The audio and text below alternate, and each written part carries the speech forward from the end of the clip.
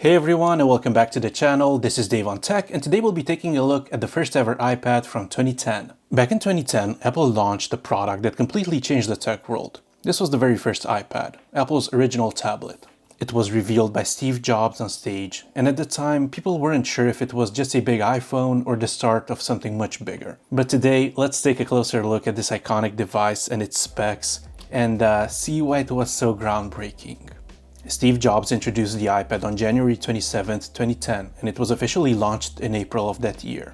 The idea was to create a device that sat between a smartphone and a laptop, something portable, intuitive, and perfect for media consumption. At the time, tablets weren't new. Microsoft and others have tried for years, but none of them really took off. Apple's iPad was the first one that actually changed all of that. And by the end of the first year, Apple had already sold over 15 million units, proving that the tablet had a place in people's lives. But let's start with the design. The original iPad came with a 9.7-inch screen surrounded by very thick bezels that were quite thick even for 2010 standards, but today they look especially thick.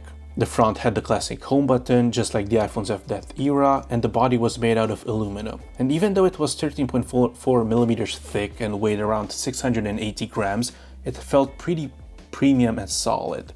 You could instantly tell that this was an Apple product. And also it only came in one color at launch, which was the silver with black bezels around the screen. But back to that thickness, just take a look at it. It's 13.4 millimeters. Have a look at today's latest iPad Pro, which is the M4 iPad Pro, which is around 5 millimeters thin. And just take a look at the difference. I'm not sure how well this translates into the camera, but in real life, it really is like 3 times thicker than the current iPad Pro. The screen was 9.7 inches and it was an LED backlight IPS panel with a resolution of 1024 by 768. It wasn't Retina or anything. The Retina iPad would only come 2 generations later with the iPad 3. And yeah, it's not very sharp, but for 2010, it was quite a good screen. It was bright, colorful, and it was perfect for web browsing, reading ebooks, and watching videos. Inside the first iPad, we have the A4 chip, which is the same chip as used in the iPhone 4. It was a single-core 1 GHz CPU, which was designed by Apple. It was actually the first CPU designed by Apple. It also came paired with 256 megabytes of RAM, which sounds tiny compared to today's iPads, which have 8 or even 16 gigabytes of RAM. But it ran iOS perfectly. Although technically, when this iPad came out, iOS was actually called iPhone OS. And for storage, you could choose between 16, 32, or 64 gigabytes. No expandable storage, of course, because yeah, this is Apple. One of the most impressive things about this original iPad was its battery life. Apple claimed 10 hours of usage, and it really delivered. And for connectivity, the base model came with Wi-Fi, but there was also a version with 3G cellular data. I have the Wi-Fi version here, but hey, this is the only one that I could find for a decent price on eBay. I bought this for like $20, I think, I'm not even sure. But the cool thing is about this iPad is that it comes with iOS 5 and it runs perfectly and the battery lasts for ages. And let's have a look at the apps that came with this iPad. So we have calendar. Oh yeah, and take a look at this old school calendar, which flips like an actual calendar. And this was the skeuomorphic design that was introduced by Steve Jobs with the original iPhone. And take a look at the contacts book. It actually looks like a contacts book, which is, I don't know, quite crazy looking at it today. You also had reminders, you had a bunch of games, apps, you could access your mail, you could view photos, you can listen to music, and the speakers were actually very good in this iPad. It actually came with 2 speakers, even though it has 3 cutouts.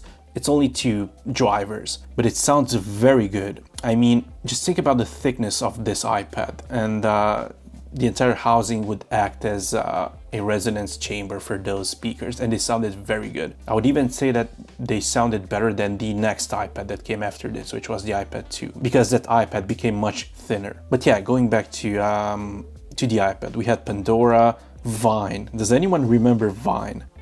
Wow. Yeah, this is not even the iPad app, it's a scaled up iPhone app, but yeah, take a look at that. Sign in with Twitter. Yeah, we have X now, not Twitter. And take a look at the original Instagram.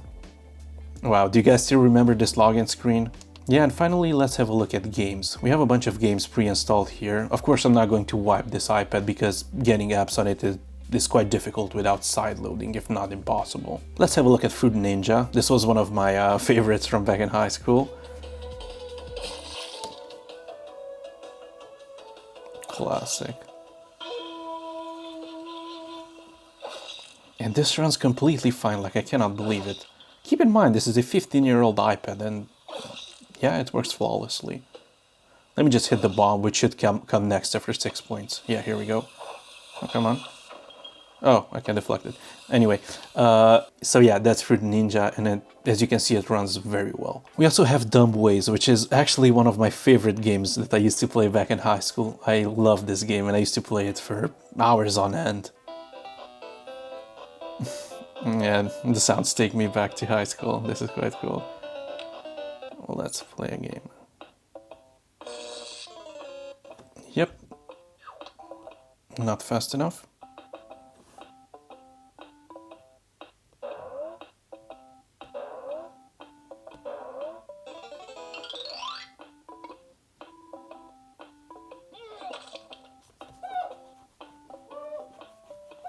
Come on, come on. Hey, there we go. I'll do just one more. I always feel like this. No. Ah. But yeah, there you go. That was Dumb Ways. Amazing game. Wish they brought it back. So yeah, we also have Safari, which is honestly quite unusable today. I mean, there are a few websites that you can access. Like for example, old school RuneScape seems to still work. But yeah, it looks quite broken. None of the images load, and yeah, this is quite unusable today. Same goes for YouTube. Yeah. But it would be cool to watch some YouTube on this old device, it really would be. We also have books. And I think this iPad came with a few books on it. Oh yeah, we have Game of Thrones. Again, for 2010, this was quite a good ebook reader. Like, the screen was very high quality for the time. It's still even decent for today's standards. And honestly, I'm willing to bet that this screen is still much better than today's budget tablets. You know, the special ones that you find for like $100 on clearance? Yeah, those e-waste tablets. I'm fairly certain that the screen on this is still better than those. So yeah, the iPad started at $499 for 16 gigabytes, $599 for 32 gigabytes, and $699 for 64 gigabytes. This is actually the mid-tier version for $599. And of course, if you wanted the 3G model with a SIM card, that would cost an extra $130. And honestly, Apple hasn't changed their prices for 15 years. Like, even today, if you want 4G or 5G on your iPad, you have to pay an extra $130, which is quite absurd. I mean, 15 years ago, sure, no problem. But today, surely tech got cheaper. But back to the iPad. At launch, critics praised its battery life, the design, and the smooth performance. But they also mentioned that there were quite a few limitations, such as no multitasking, no camera, and honestly, it could barely replace a laptop. But despite those limitations, it became a huge success. So why was the original iPad so important? Well, it defined what a modern tablet should be. Every iPad and almost every tablet since has followed this blueprint. Just take a look at the latest iPad Pro M4. It's almost similar. Sure, it's thinner, it's a million times faster, it has a tandem OLED screen. Yeah, it's a huge improvement over the original one, but the form factor is the same. Just take a look at this. But yeah, that's the story of the first iPad from 2010. I also have a super rare demo unit that was actually displayed in an Apple store.